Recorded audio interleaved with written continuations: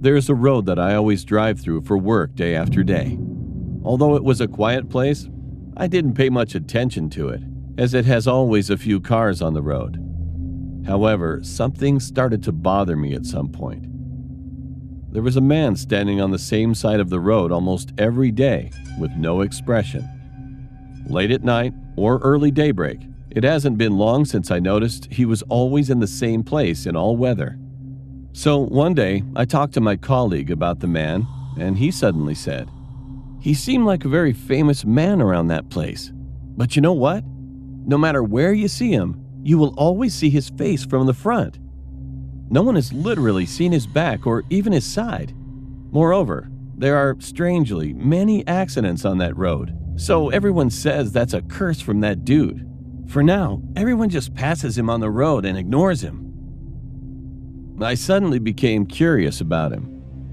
That day on my way back home from work, I was driving on the road where the man stood, and the man was standing there as usual and looking straight at me. As I was passing the side of him, I turned my head to see him sideways, but he was already staring at me straight in his face. Now I passed the man and looked into the side mirror to see his back, but still, he was looking at me straight. It made me feel creepy enough. After I arrived at home, another curiosity sprang up. So he kept staring at me, but I couldn't really see him moving.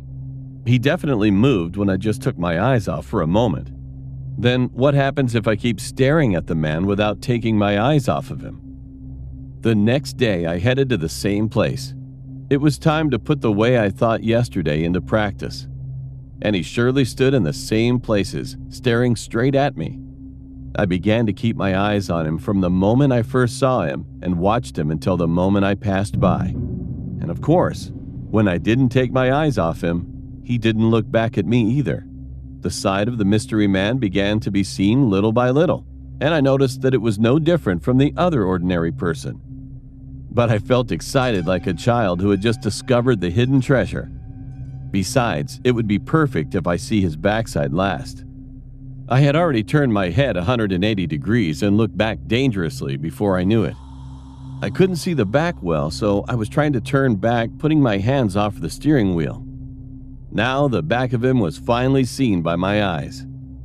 Being satisfied, I was about to exclaim, and at that moment, bang! Then I suddenly lost my mind. When I woke up again, I was lying in the hospital, and fortunately I was not seriously hurt though. What a stupid! Why did I do that? Was I possessed by something? While thinking about those things, a man in a police uniform knocked on the door of the room and came inside. "Hi, I came here to hear what happened to you yesterday." So I frankly confessed that I had acted rashly to see the back of the man standing on the road and admitted that the accident had happened. I told him that I don't know why I suddenly thought so.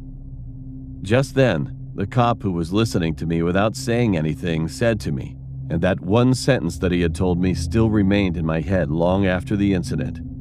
Since that day, I've been avoiding the road wherever I go to work or come back home. "Shoot, that dude didn't take you this time,"